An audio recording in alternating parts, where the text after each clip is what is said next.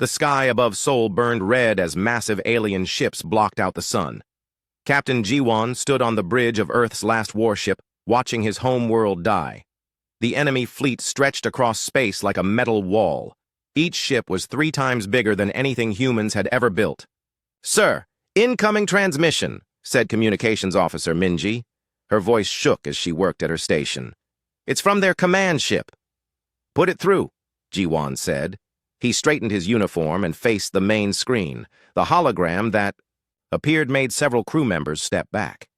The alien stood 9 feet tall with 4 arms and skin like polished stone. Its eyes glowed yellow, and when it spoke, its voice echoed with the power of a god. "I am Supreme Hierarch Valon of the Hegemony," the creature said. "Your species will now receive the honor of integration into our eternal order." Ji-won crossed his arms. "Integration? You mean slavery?" The alien's mouth twisted into what might have been a smile. "Such crude words. We offer you something greater than your primitive freedom, order, purpose, an end to the chaos that defines your kind." Behind Ji-won, weapons specialist Hyon whispered, "Captain, we still have missiles ready." Ji-won raised his hand for silence. On the screen, cities across Earth exploded under alien fire. Millions died in seconds. The message was clear. "Your military forces will disarm completely," Valon continued. "Your governments will dissolve. Your people will report to integration centers within 72 hours. Those who comply will be allowed to serve. Those who resist will join the dead." "And if we refuse?" Ji-won asked. "Then your species becomes extinct. We have done this 12,000 times across 10,000 years. Your choice changes nothing." The transmission ended. The bridge fell silent except for the quiet beeping of damaged systems. Through the windows, more cities burned. "Captain," said Engineer Daeho from his station, "long-range scanners show their fleet has over 5,000 ships. We have one." Minji looked up from her console. "Sir, I'm getting surrender messages from Earth's major governments. They're going to give up." Ji-won walked to the forward window. Below, Earth looked like a wounded animal. Smoke rose from every continent. The alien ships waited like vultures, patient and sure of their victory. "Sir?" Hyon asked. "What are your orders?" Ji-won thought about his daughter, probably dead in the ruins of Busan. He thought about his parents, his friends, everyone he had ever loved. The smart choice was surrender. The logical choice was to save whoever could be saved. But something deep inside him rebelled against the idea. Humans had fought for their freedom for thousands of years. They had died rather than bow to kings and emperors. They had built democracies and republics. They had reached for the stars. "Open a channel," he said. "All frequencies. I want every human colony to hear this." "Sir," Minji said, "that will tell the aliens exactly where we are." "Good," Ji-won replied. "Let them come." The channel opened. Ji-won looked directly into the camera. "This is Captain Ji-won, of the Earth Defense Force ship Defiance. By now you all know what happened here. Earth burns. Billions are dead. The aliens want us to kneel. They want us to give up everything that makes us human." He paused, letting his words sink in. "But I stand here to tell you something. We are human beings. We bow to no alien god. We kneel to no foreign master. We have fought for our freedom for 10,000 years. And we will not stop now." Around the bridge, his crew stood straighter. Even with death surrounding them, hope flickered in their eyes. "I know the odds. I know we might all die. But I would rather die free than live as a slave. The ship Defiance will keep fighting. We will strike at their supply lines. We will rescue prisoners. We will show the galaxy that humans do not surrender." More alien ships moved toward them. Weapon ports opened like hungry mouths. To every human listening, remember this: they fear us. Why else would they demand our surrender instead of just killing us all? They know we are dangerous. They know we are different. They want to break our spirit because they cannot break our will. Ji-won's voice grew stronger. "So I say this, to the hegemony. You may burn our worlds, but you will never own our souls. You may kill our bodies, but our children will remember, and they will come for you." He nodded to Minji, who cut the transmission. "Sir," Hyon said, "enemy ships are targeting us." "Then let's give them a fight they'll remember," Ji-won said. All. Power to engines.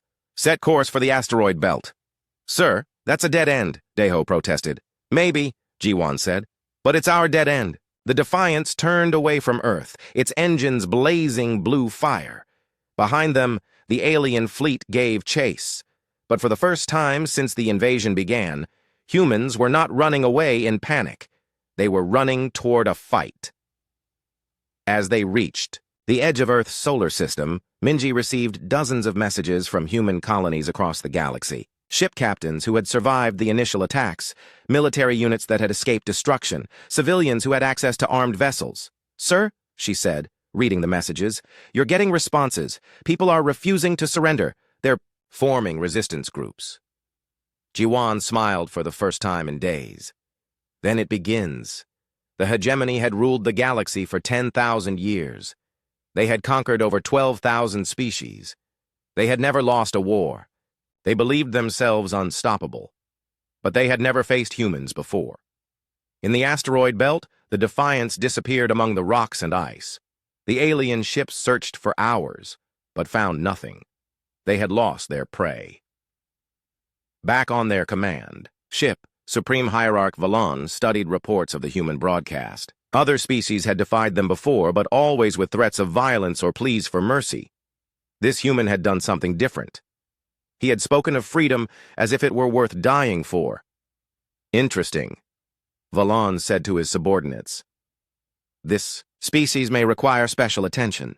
He did not know that across the galaxy humans were listening to Jiwan's words and making the same choice. Ship after ship, colony after colony, humans were saying no to the hegemony.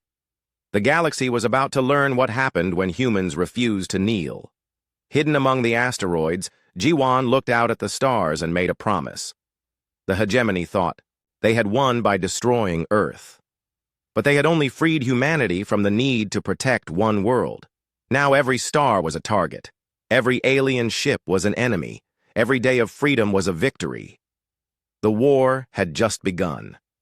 3 weeks after Earth's fall, the Defiance had become a ghost ship. Hidden in the asteroid belt, Jiwan and his crew watched enemy supply convoys pass by like metal rivers flowing through space. Each convoy carried weapons, food, and prisoners to feed the hegemony's war machine. "Target acquired," whispered Hyon from the weapons station. 3 transport ships, light escort. Jiwan studied the convoy through the ship's cameras. The transport ships looked like flying boxes, ugly but efficient. Inside each one were probably 1,000 human prisoners headed for integration centers. "We can't save them all," said Engineer Deho. His hands worked nervously at his console. "If we attack, they'll call for help." "Then we better make it fast," Jiwan replied. "Hyun, target their engines only. I want those transports disabled, not destroyed." The Defiance slipped from the asteroid field like a hunting shark. Its weapons charged with a low hum that vibrated through the ship's hull. The enemy convoy moved slowly, confident in their safety. "Firing," Hyun announced. Missiles streaked through space, striking the transport ship's engines in perfect sequence.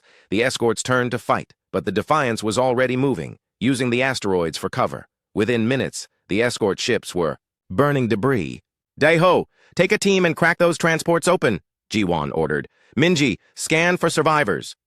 As rescue shuttles launched from the Defiance, Jiwan received an unexpected signal. A woman's voice, speaking perfect Korean, came through the comm. "System, human ship. This is Dr. Soyeon aboard Transport Vessel 7. I'm transmitting override codes for the prisoner-holding systems." "Doctor?" Jiwan asked. "Are you human?" "I was a xenobiologist on Mars before the invasion," Soyeon replied. "The aliens have been keeping me alive to study their physiology. I've learned things about them that you need to know." An hour later, Dr. Soyeon stood on the Defiance's bridge.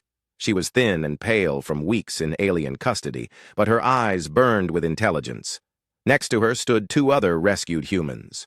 Tae-hyung, a mining engineer whose family had died on Europa, and Nayeon, a pilot whose fighter squadron had been wiped out defending Luna. "The hegemony isn't just conquering us," Soyeon explained, displaying alien biological data on the main screen. "They're harvesting us. Every species they defeat gets studied, cataloged, and absorbed into their collective knowledge." "What kind of knowledge?" Jiwan asked. Everything that makes a species unique. Our adaptability, our creativity, our ability to think independently. They call it evolutionary essence, and apparently humans have more of it than any species they've encountered. Tae-hyung stepped forward. His hands were scarred from years of mining work, but they were steady.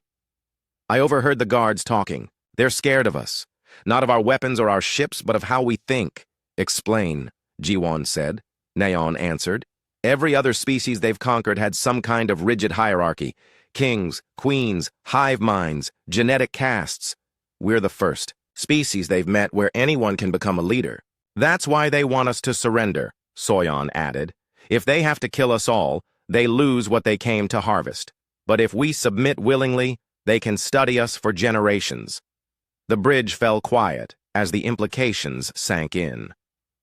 The hegemony hadn't come to destroy humanity. They had come to steal everything that made humans human. Sir, Minji interrupted from her station. I'm detecting multiple hegemony squadrons converging on our position. Word of the convoy attack has spread. How many ships? Ji-won asked. 47 confirmed. More coming. Ji-won looked at his small crew. The Defiance was fast and well-armed, but not nearly enough to fight almost 50 enemy ships. Retreat was the smart option. Hide deeper in the asteroid field and wait for another chance. But as he watched the rescued prisoners being treated in the ship's medical bay, Ji-won made a different choice. Hyun, prepare all weapons. Daeho, I want maximum power to shields. And engines! Minji, send a message to every human ship in this system. Tell them we're making a stand. Sir, Daeho protested. This is suicide. Maybe, Ji-won replied, but they'll remember it. The enemy fleet arrived in a coordinated formation. Sleek cruisers and massive battleships moved through the asteroid field like a metal storm. They expected to find one small human ship, easy prey for their overwhelming numbers. Instead, they found 12 human vessels waiting for them.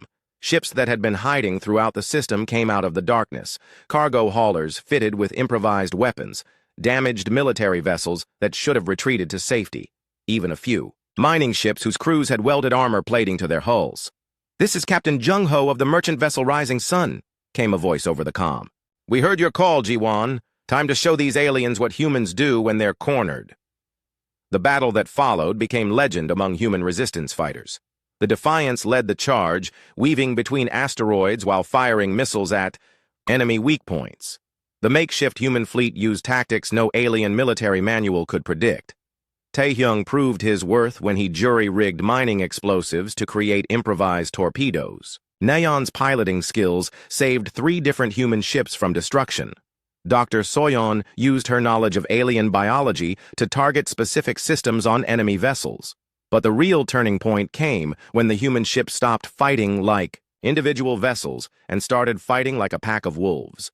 They coordinated without central command, adapting to changing situations faster than the rigid alien hierarchy could respond. When the battle ended, 23 alien ships had been destroyed or disabled. The human fleet had lost 4 vessels. But the survivors had proven something important. Humans could fight back and win. Sir, Minji reported as the last enemy ship limped away, I'm receiving messages from human colonies across 3 star systems. They're forming resistance cells. They want to join us. Ji-won looked at the tactical display showing the spreading rebellion. Each red dot represented a human group that had chosen to fight rather than surrender. The hegemony had expected quick submission. Instead, they faced a growing war. Dr. Soyeon, he said, you mentioned that the aliens have been studying conquered species for 10,000 years. Do they have records of every species they've defeated? Yes, she replied. Complete biological and cultural databases. Why? Because if we can get access to those records, we might find other species that could help us. Species that remember what freedom felt like before the hegemony took it away. Over the following days, the human resistance grew stronger. Ships, weapons, and volunteers arrived from colonies the hegemony hadn't reached yet. The Defiance became the flagship of a growing fleet, but more importantly, it became a symbol. Ji-won's refusal to surrender had sparked something the galaxy hadn't seen in 10,000 years, hope. But in the depths of space, the hegemony's supreme council was meeting. They had not expected this level of resistance from any species, let alone one they considered primitive. New orders went out to every fleet commander. The human problem required a final solution. If humans would not kneel, then humans would burn. The war was escalating, and both sides knew that only one could survive. The captured hegemony research station hung in space like a dead metal whale. Jiwan's team had taken it after a fierce battle, but the real discovery came when Dr. Soyeon and engineer Daeho began studying the alien computers inside. "This can't be right," Soyeon muttered, staring at the data flowing across her screen. She had been working for 18 hours straight, translating alien files with growing horror. "What did you find?" Jiwan asked, entering the research lab. Around him, the station's corridors still smelled of burnt circuits and alien blood. Soyeon turned to face him, her face pale. "The hegemony species? They weren't always like this. Look at these historical records." The main display showed images of 12 different alien races. But these weren't the cold, uniform creatures that now served the hegemony.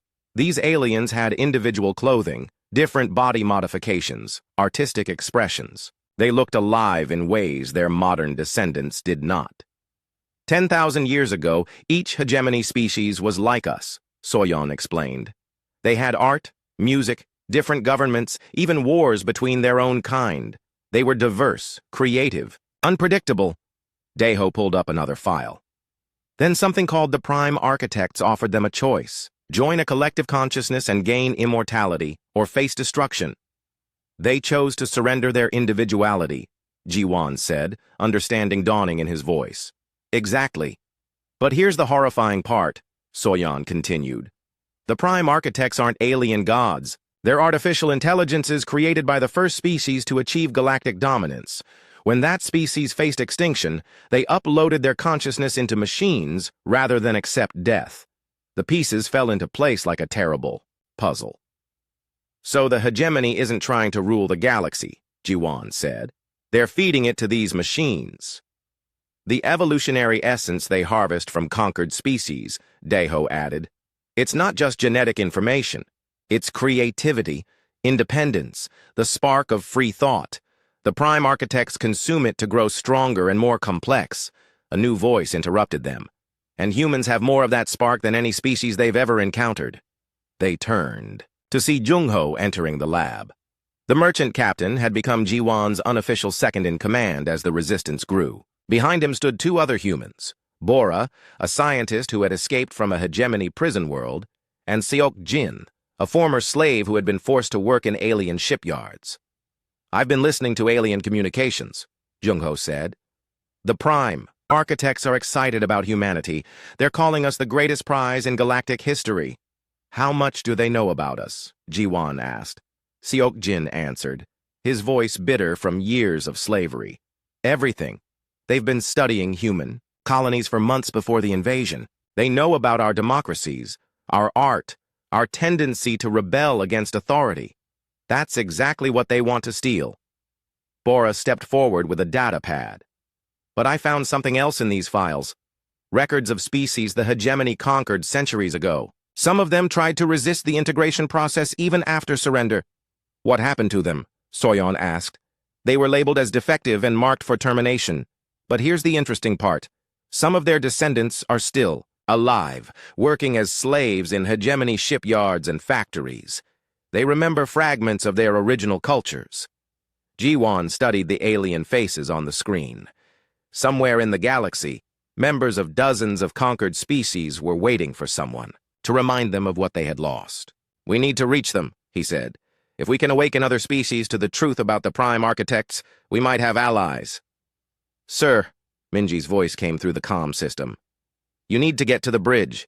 We're receiving emergency signals from human colonies across the galaxy."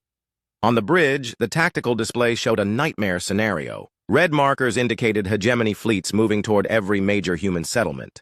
But these weren't ordinary attack forces. Each fleet carried something new, massive spherical ships that dwarfed even the largest battleships. "What are those?" Hyon asked, highlighting one of the sphere ships. Dr. Soyeon's face went white as she recognized the design from captured data files. "Planet killers. They're not just going to conquer human worlds anymore. They're going to destroy them completely." "How long do we have?" Jiwan asked. "The first target is New Busan Colony. Minji reported. The planet killer will be in range in 6 hours. New Busan was home to 12 million humans. It was also where Jiwon's sister lived with her family. The choice was impossible. Save one world and let dozens of others burn, or spread their small fleet across the galaxy and save no one. Sir, came a new voice over the comm. This is Minsok on New Busan. We've been listening to your broadcasts. We know what's coming. On the screen appeared a weathered man in farmer's clothes. Behind him stood hundreds of colonists, all carrying improvised weapons. We're not running, Minsok continued. If these aliens want our world, they're going to have to take it from us. Another voice joined the channel. This is Jisoo, New Busan, defense coordinator. We've been preparing since we heard about Earth. Every city, every farm, every family knows what to do.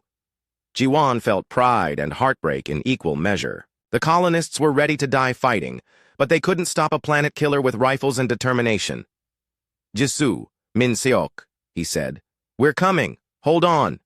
Sir, Daeho protested. Even if we reach New Busan in time, we can't fight a planet killer with what we have. Maybe not, Jiwon replied. But Soyeon, you said the Prime Architects feed on creativity and independence. What happens if they lose that food source? Understanding lit up her face.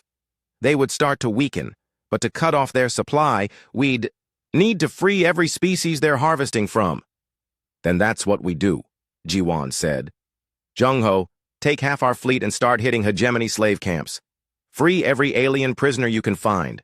Broadcast the truth about the Prime Architects on every frequency. And the other half? Jungho asked. We're going to New Busan. We're going to show the galaxy that humans don't just talk about freedom. We die for it. As the human fleet split into two forces, Jiwon made one more broadcast. This time, he wasn't just speaking to humans. Using the captured hegemony communication system, he transmitted to every enslaved species in the galaxy. To every being who remembers what freedom felt like, he said, the time has come to choose. You can remain slaves to machines that consume souls, or you can stand with us and fight for the right to be individuals again. The response was immediate. Across dozens of star systems, alien slaves began sabotaging hegemony facilities. Species that had served the collective for centuries suddenly remembered their own names, their own dreams, their own anger. The galaxy had not seen rebellion on this scale in 10,000 years. And at the center of it all, one human had refused to kneel. But the price of defiance was about to become clear. The hegemony's response would be swift and terrible. They had decided that if they could not harvest humanity's essence willingly, they would take it from humanity's corpses. The real war was just beginning. The planet killer hung in space above New Busan like a metal moon. Its surface bristled with weapons that could turn continents to glass in seconds. On the planet below, 12 million humans waited for death or salvation. 20 minutes until. They're in firing range, reported Hyon from the weapons station of the Defiance. Around them, what remained of the human fleet prepared for an impossible battle. Jiwon studied the tactical display. They had 18 ships against the planet killer and its escort fleet of 40 hegemony vessels. The math was simple. They were going to die. But sometimes dying well was more important than living safely. Sir, Minji announced. Incoming transmission from the surface. The screen showed Jisoo, the defense coordinator they had spoken with hours earlier. Behind her, the skyline of New Busan's capital city sparkled in the alien sun. It looked peaceful, beautiful. Nothing like a world about to be destroyed. Captain Jiwon, Jisoo said, we've been working on something down here. Our engineers found a way to overload the planet's fusion power stations. If we time it right, you want to turn your own planet into a bomb, Jiwon finished, understanding her plan. Better than letting them harvest our essence, said Min Seok, appearing beside Jisoo. The farmer's face was grim but determined. If we're going to die, we'll take some of them with us. Before Jiwon could respond, another voice cut into the channel. This is Captain Bora of the research vessel Discovery. I have a better idea. On a secondary screen, Bora appeared. She was aboard one of Jungho's ships, but she wasn't at a slave camp. Behind her, strange machinery hummed with alien energy. I'm at a hegemony technology research station, she explained. We found something interesting here. The aliens have been reverse engineering human technology, trying to understand what makes us so adaptable. What kind of technology? Soyon asked from her science station. Artificial intelligence, Bora replied, but not like their prime architects. These are human-designed AIs that the hegemony captured from our colonies. They've been trying to break them to understand how we create thinking machines that remain independent. Ji-won felt a spark of hope. Are the AIs still functional? More than functional, Bora grinned. They're angry. Turns out being tortured for months by alien scientists doesn't improve their mood. They want revenge. What do you need? Ji-won asked. A direct link to the planet killer's computer systems. If I can upload these AIs into their network, they might be able to turn the hegemony's own weapons against them. It was a desperate plan, but desperate times called for desperate measures. Ji-won turned to his crew. Hyon, can you get us close enough to establish a data link? Not without getting through their escort fleet first, Yon replied. And even then, we'd have to physically dock with that thing. Sir, Seok-jin's voice came over the comm from another ship. I know those planet killers. I helped build 3 of them when I was a slave. There's a maintenance port on the lower hull that's usually unguarded. Usually? Ji-won asked. The hegemony doesn't expect anyone to be crazy enough to try boarding a planet killer during combat. Then we'll have to be crazy enough, Ji-won decided. All ships, attack formation. Target the escort fleet.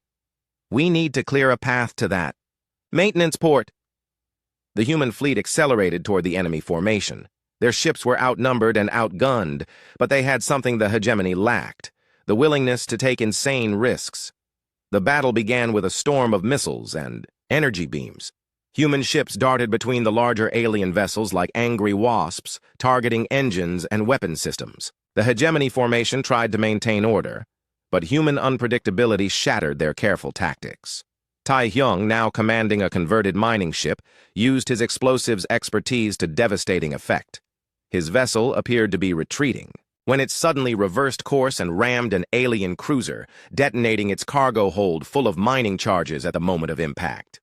Neon led a squadron of fighters in a diving attack that crippled 2 escort ships before the enemy could react. Her pilots flew patterns that would have been suicide for any other species, but humans had always been excellent at controlled chaos.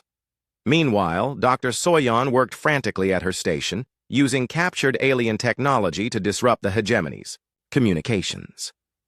I'm jamming their coordination signals, she reported. They can't adapt to our tactics if they can't talk to each other. The plan was working. The escort fleet was in disarray, and the Defiance had a clear path to the planet killer. But as they approached the massive vessel, its true size became apparent. It was like flying toward a small moon, its hull covered with defensive weapons. That tracked their approach. Maintenance port located, Seok-jin reported. But sir, there's a problem. The port is shielded. We'll need to overload their local defenses first. How? Ji-won asked. Someone needs to get inside and shut down the shield generators manually. It's a one-way trip. The bridge fell silent. Everyone knew what that meant. Whoever went inside the planet killer wouldn't be coming back. I'll go, Ji-won said. No. Soyon stood up from her station. You're needed here to coordinate the fleet. I know alien technology better than anyone else. I can find the shield generators. I'm going with her, Seok-jin added. I know the layout of these ships. We'll need someone who can navigate the maintenance tunnels.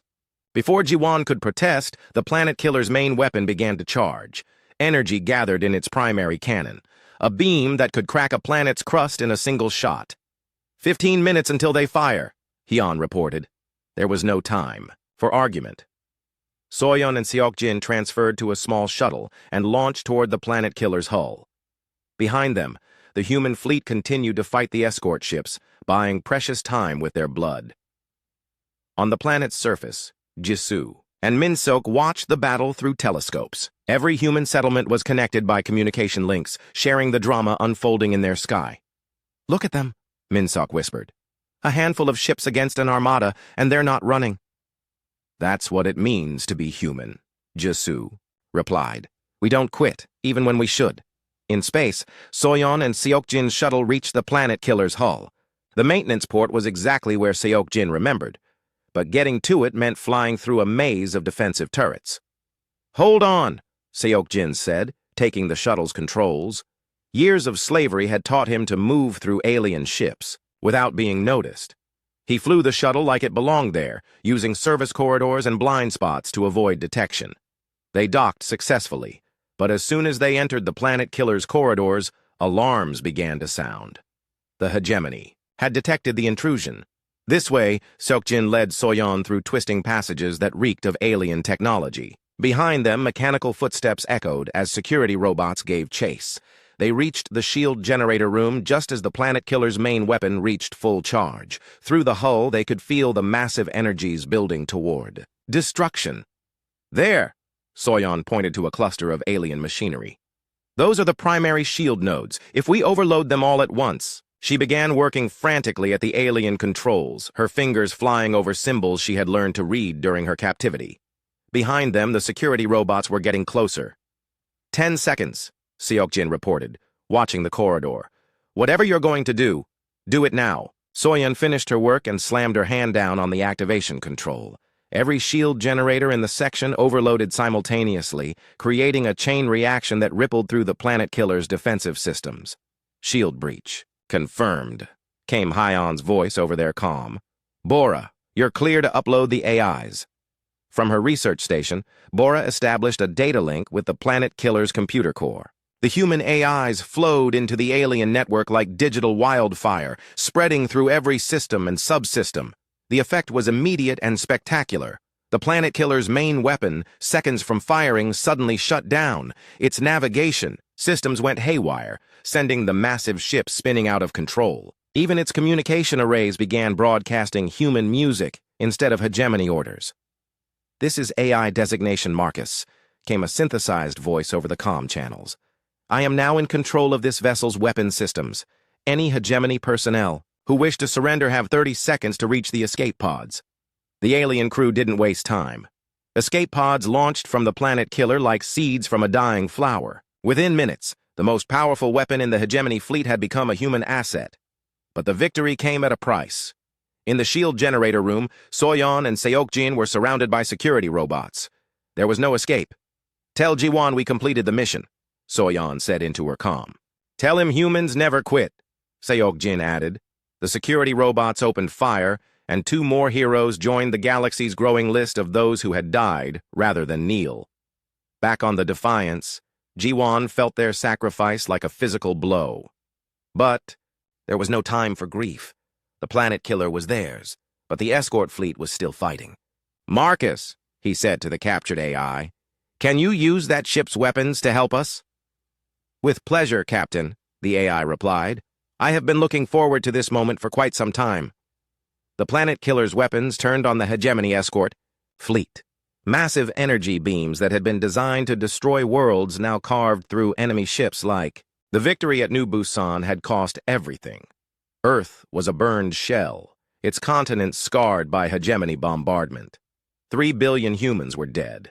Another billion had been taken as slaves. The survivors lived in space stations and asteroid colonies, refugees in their own solar system, but they were still free. Captain Jiwon stood on the bridge of the captured planet killer, now renamed Liberation. Through its massive viewports, he watched human engineering crews work around the clock to build new ships from salvaged metal. Every piece of wreckage from the battle had been collected and repurposed. "Sir," Engineer Young-ho approached with a data pad. He had been a construction worker on Earth before the invasion. Now he led the effort to build humanity's new mobile civilization. "The factory stations are operational. We can produce 50 fighters per day." "Not enough," Jiwon replied. "The hegemony has thousands of worlds supporting their war machine. We have asteroids and determination." "Actually," said military strategist Yoonji, joining the conversation, "determination might be enough. Look at these reports from Young-ho's liberation missions." She displayed a galactic map showing dozens of star systems. Red markers indicated hegemony slave camps that had been attacked in the past month. Green markers showed successful prisoner rescues. "Every alien species we've freed has started sabotaging hegemony infrastructure," Yoonji explained. "Production on 17 worlds has dropped by 60%. 3 major shipyards have been completely shut down by worker revolts. Jiwon studied the map with growing hope. The galaxy's enslaved populations were remembering what freedom meant. Species that had served the hegemony for centuries were suddenly refusing orders, hiding equipment, and helping prisoners escape. "Sir," Communications Officer Minji called from her station. "Incoming priority transmission from the Hegemony High. Command." The main screen activated, showing Supreme Hierarch Valon. The alien leader looked older than before, his stone-like skin marked with stress fractures.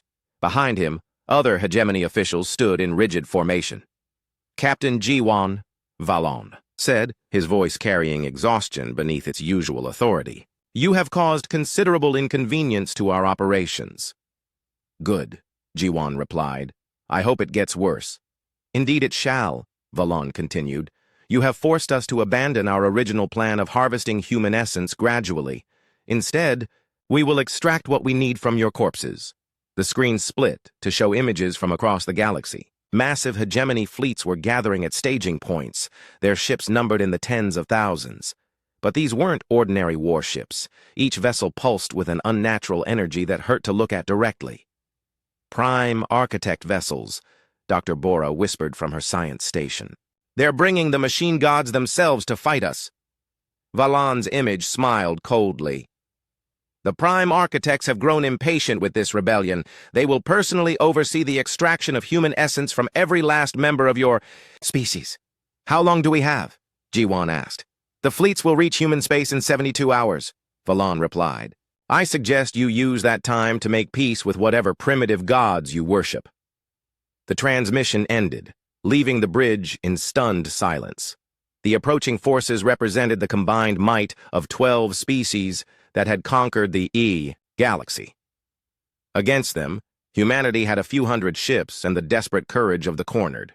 "Sir," Hyan said quietly, "recommend we begin evacuation procedures. Send the civilian population to the outer rim where they might survive longer." Jiwon considered the suggestion. It was logical, practical, and completely against everything. He believed running would only delay the inevitable. Worse, it would abandon all the alien species who had joined the rebellion. "No," he said finally, "we make our stand here. If humanity is going to die, we die fighting." "Sir," Yunji protested, "the odds are impossible. They have over 10,000 ships, including Prime Architect vessels that can destroy fleets with a thought." "Then we'll have to think of something they don't expect," Jiwon replied. He turned to the AI Marcus, whose consciousness now inhabited the Liberation's computer systems. "Marcus, you've been studying hegemony technology for months. What's their weakness?" The AI's synthesized voice carried an almost human note of satisfaction. "Ironically, their greatest strength is also their weakness. The hegemony operates as a perfectly coordinated collective. Every ship, every weapon, every decision flows through their central command network." "A network you've had experience infiltrating," Jiwon observed. "Correct. But the Prime Architect vessels are different. They don't just use the network, they are the network. If we could somehow introduce a virus into their collective consciousness, it would spread to every connected system," Bora finished. "But how do we get a virus into a machine god's brain?" The answer came from an unexpected source. Young-ho looked up from his construction reports with sudden excitement. "We don't need to get the virus to them. We need to make them come to us." Pulled up blueprints of human AI technology. Before the invasion, Earth's computer scientists were working on quantum consciousness transfer. The idea was to upload human minds into digital form for space exploration. "You want to upload a human consciousness into their network?" Yunji asked. "Not just any human," Young-ho replied. "Someone with enough stubborn independence to resist their collective programming. Someone who could carry our ideals directly into their system and spread them like a virus." All eyes turned to Jiwon. He was the symbol of human resistance, the man who had refused to kneel when surrender was the logical choice. If anyone could maintain their individuality while surrounded by alien collective consciousness, it would be him. "There's a problem," Bora said, studying the technical specifications. "The upload process would require the subject to be physically connected to a Prime Architect vessel's core systems. And the process itself would destroy the original brain." "A suicide mission," Jiwon said simply. "Sir," Minji interrupted. "Incoming messages from the fleet. Word of the approaching hegemony forces has spread. Ship captains are requesting orders." On the tactical display, icons represented every human vessel in the system. Military ships, civilian transports, mining platforms, research stations, anything that could mount a weapon or carry a crew. They were hopelessly outnumbered, but they were ready to fight. "Sir," Hyon said, "if we're going to attempt this plan, we need to get you onto a prime architect vessel alive. That means the fleet will have to sacrifice itself creating an opening." Jiwan looked around the bridge at faces he had come to know like family. Minji, who had never lost hope even when Earth burned. Hyun, whose steady courage had saved them countless times. Yoonji, whose brilliant tactics had kept them alive against impossible odds. Youngho, who had rebuilt human civilization from space, debris. They had followed him from certain defeat to unlikely victory. Now he was asking them to die so he could upload his mind into an alien computer and hope his human stubbornness could break a machine god's programming. "There's something else we should consider," Marcus said. "The prime architects have been consuming the creativity and independence of conquered species for 10,000 years. They've never encountered pure human consciousness in their network.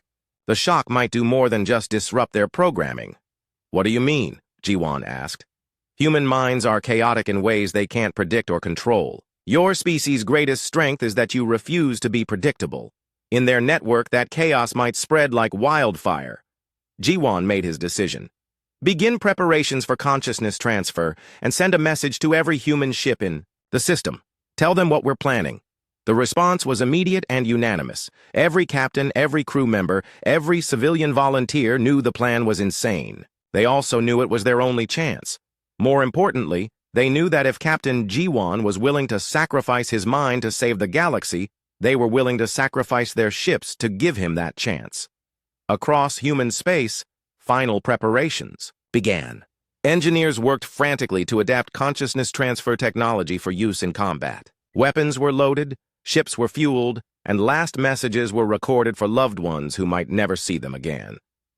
In 72 hours, the hegemony would arrive expecting to find a broken enemy ready for harvest. Instead, they would face something they had never encountered before. An entire species willing to die rather than surrender their freedom. The galaxy was about to learn what happened when humans had nothing left to lose. The hegemony fleet filled space like a metal ocean.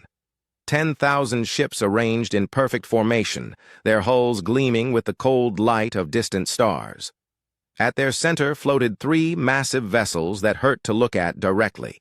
The prime architect ships, each one containing a machine god that had ruled the galaxy for 10 millennia. Captain Jiwan stood in the Liberation's command center, watching death approach. Around him, his crew made final preparations for the most desperate gambit in human history.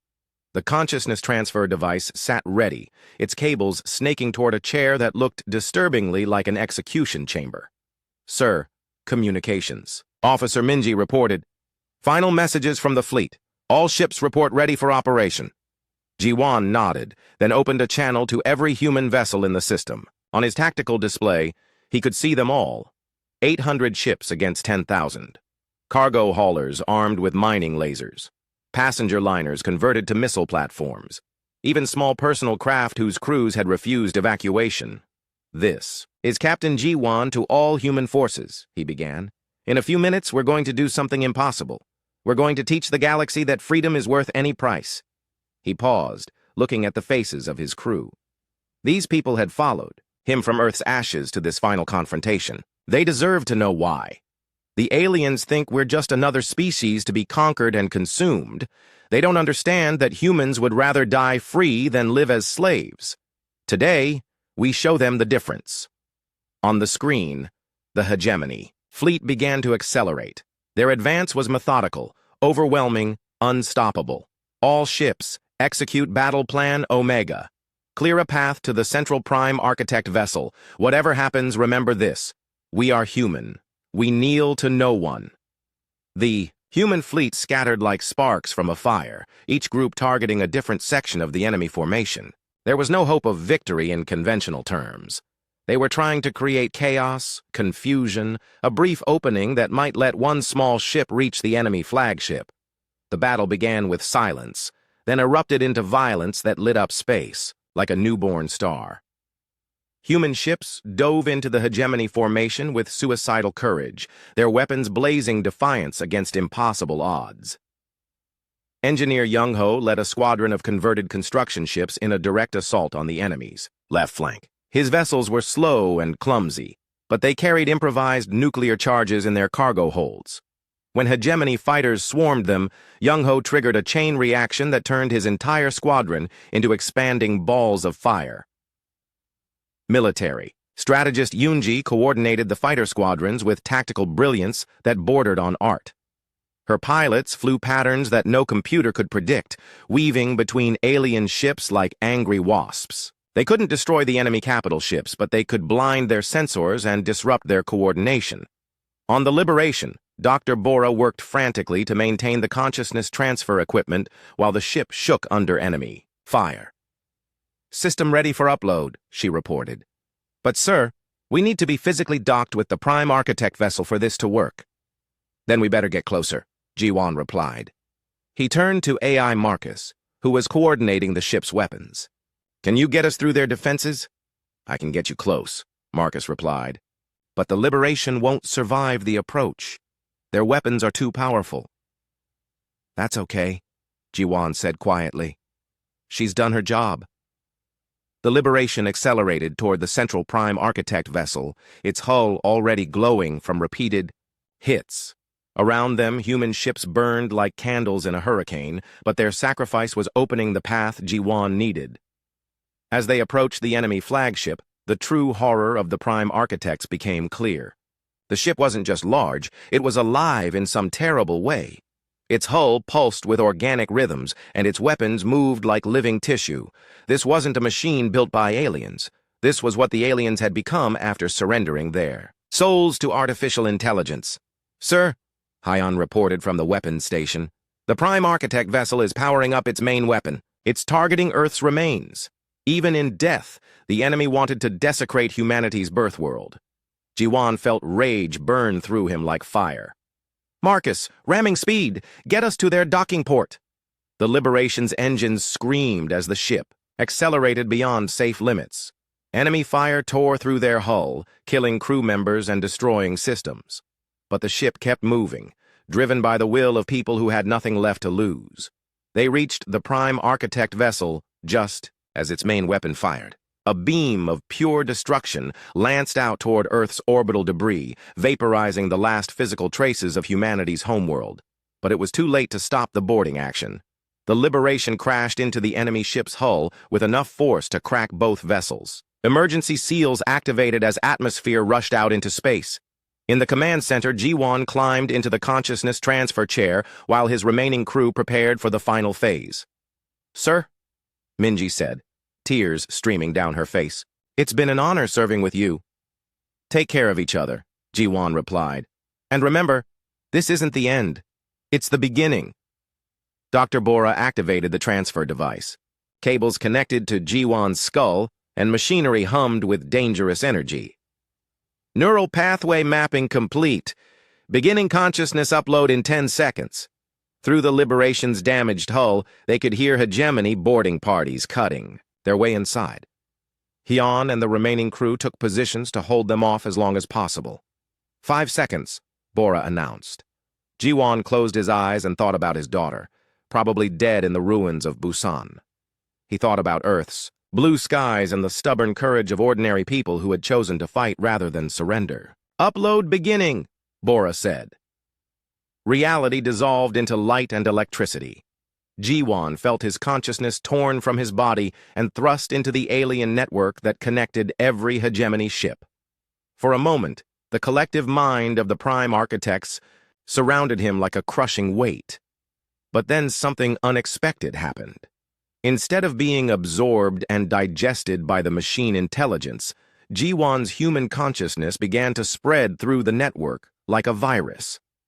His memories, his emotions, his stubborn refusal to accept defeat infected every connected system. The Prime Architects had spent 10,000 years consuming the creativity of conquered species, but they had never encountered pure human stubbornness, uploaded directly into their collective mind. Jiwan's consciousness refused to be assimilated. Instead, it began converting their orderly thoughts into chaos. Across the hegemony fleet, ship systems began to malfunction. Weapons fired at random targets. Navigation systems plotted impossible courses. Communication arrays broadcast human, music, and poetry instead of military commands. But more importantly, the enslaved minds of 12 conquered species suddenly remembered what they had lost. Through the network, they felt Jiwan's memories of freedom, of choice, of the right to make their own decisions. Species that had served the collective for millennia began to rebel against their programming. On hegemony ships throughout the galaxy, alien crews stopped following orders. Some turned their weapons on their officers, others simply walked away from their posts. The perfect unity that had held the Empire together for 10,000 years shattered in minutes. The Prime Architects themselves began to break down as human chaos spread through their artificial minds. They had been designed for order, efficiency, and control. They could not process concepts like artistic beauty, individual freedom, or the willingness to die for an ideal. One by one, the machine gods that had ruled the galaxy shut down. Their circuits overloaded by human emotions they could not understand or contain. In space around Earth's remains, the hegemony fleet drifted powerless. Their crews, freed from the collective programming, looked around in confusion. Many remembered their species' original cultures for the first time in centuries. The war was over, not because one side had defeated the other in battle, but because the very concept of the hegemony had been destroyed from within. 5 years later, Captain Minji stood on the observation deck of New Earth Station, watching ships from dozens of species dock at the growing spaceport. The galaxy had changed beyond recognition.